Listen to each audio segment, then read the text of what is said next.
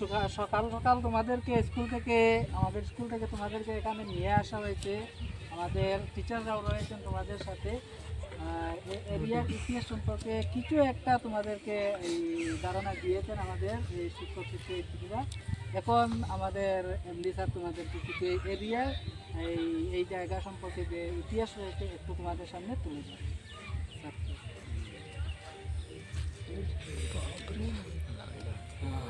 Very good afternoon to you all. Yes.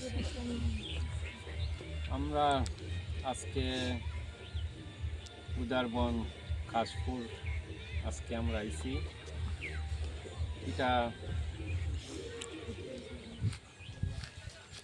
খাসাড়ি রাজার অন্যতম একটা নিদর্শন স্থল। আর শুধু আজকে এই কাশপুর নয়, আমরা এইরকম বিশ্বর বিভিন্ন প্রান্ত অনেক স্মৃতিসৌধগুলা রইয়া গেছে, অনেক পুরানা। আজকে আমরা মিশরের সভ্যতাতনে দেখি, যদি মিশরের মধ্যে পিরামিডগুলো আছে, ঠিক আছে, মিশরের মধ্যে পিরামিড আছে। আর এরপরেও আমরা দেখি রোমান সাম্রাজ্যের যখন শুরু হয়েছিল, তখন আমরা দেখি রোমান সাম্রাজ্যের কলোজিয়াম কইয়া তোমরা নিশ্চয়ই দেখছো। রোমান এম্পায়ারের কলোজিয়াম আছে, আরও অনেক নিদর্শনগুলো আছে, যেগুলার ভগ্নাবশেষ একটু ভগ্নাবশেষ রয়েছে, কিন্তু অনেক পুরাতন যেগুলা ঐতিহাসিক স্মৃতিসৌধ এখনও বিদ্যমান। শুধুমাত্র রোমান সাম্রাজ্যর নয়, আমরা যদি পার্সিয়ান সাম্রাজ্যর দেখি, ওইগুলার মধ্যে অনেক স্মৃতিসৌধ রয়ে গেছে। এরপরেও আমরা দেখি ভারতের মধ্যে সুলতানি যুগের কুতুব মিনার রইয়া গেছে, আরও অনেক রইয়া গেছে। মুঘল যুগে দেখি আর্ট অ্যান্ড আর্কিটেকচারের অনেক ডেভেলপমেন্ট হয়েছে। মুঘল যুগ আগ্রা ফোর্ট, রেড ফোর্ট, দিল্লির শাহী জামে মসজিদ, এইগুলা ভারতবর্ষ এবং ভারত উপমহাদেশের অনেক ঐতিহাসিক স্মৃতিসৌধ রয়েছে। তোমরা গুগলও গেলেও বা ইউটিউবও গেলেও এইগুলা সার্চ করলেও তোমরা পাইতে পারো। আর বিশেষ করে এই জায়গা আমরা খাসাড়ি রাজার অন্যতম স্মৃতিসৌধ, যেটা আমরা খাসাড়ি রাজার রাজধানী। কোনো সময় আমরা দেখি মাইবং, কোনো সময় ডিমাপুর, কোনো সময় লাস্টলি আমরা দেখি রাজার টিল্লাত, যেটা হরিনগর, ওইখানে একটা আছে যেখানে রাজার টিলাপুর। ওই হিসাবে এই জায়গারও নামকরণ হয়েছে রাজা টিলা। এখানেও গেলে আমরা এখনও দেখি কিছু কিছু ভগ্নাবশেষ এখনও রইয়া গেছে।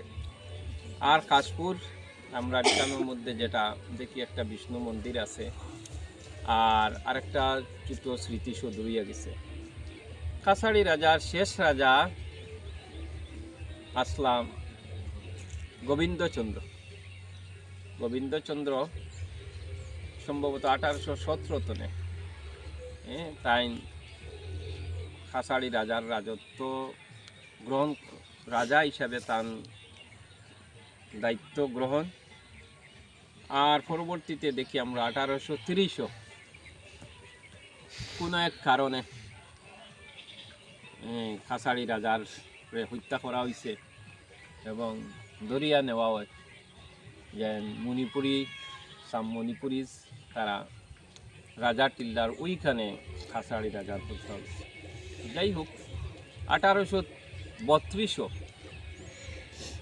খাসাড়ি রাজা, যেটা কাছাড় বলতে বর্তমান কাছাড় এবং বর্তমান হাইলাকান্দি নিয়েই খাসাড়ি রাজত্ব আসলো।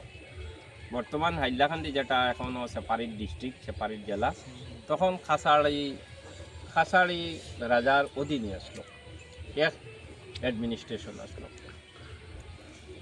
তো 1832 খ্রিস্টাব্দে খাসার ব্রিটিশর দখলে গেছে গিয়া। যেহেতু খাসাড়ি রাজার কোনো ছেলে সন্তান আসলো না, যার কারণে তারার নিয়ম অনুযায়ী তখন খাসাড়ি কিংডমটারে ব্রিটিশে দখল করে দিয়েছে বা অ্যানেক্সেশন করে দিয়েছে। আগামী দিন আমরা যখন ক্লাস করবো প্রজেক্টারের মাধ্যমে ডিটেইলস আমি আরও আলোচনা করবো খাসাড়ি রাজা কীরকম, কত সাল থেকে কীরকম আইছে এবং কীরকম তারার আজকে যেগুলা তোমরা আইছো দেখছো এইগুলা এইরকম আরও অনেক স্মৃতিসৌধ রইয়া গেছে। আর বিশেষ করে আমরা এখানে আর বিশেষ ঐতিহাসিক স্মৃতিসৌধ নাই, ওই কারণে যে এইদিকে এই আমরা বদরপুর গেলে দেখি এইখানে আরেকটা ফোর্ট আছে, হ্যাঁ, বদরপুর ফোর্ট যেটা, আর ওই দিকে আরও কিছু কিছু ঐতিহাসিক স্মৃতিসৌধগুলা রইয়া গেছে।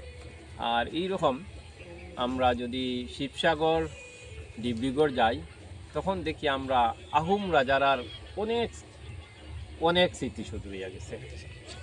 বিশেষ করে শিবসাগর, ডিব্রুগড়, যোরহাট ওইগুলা আহোম রাজার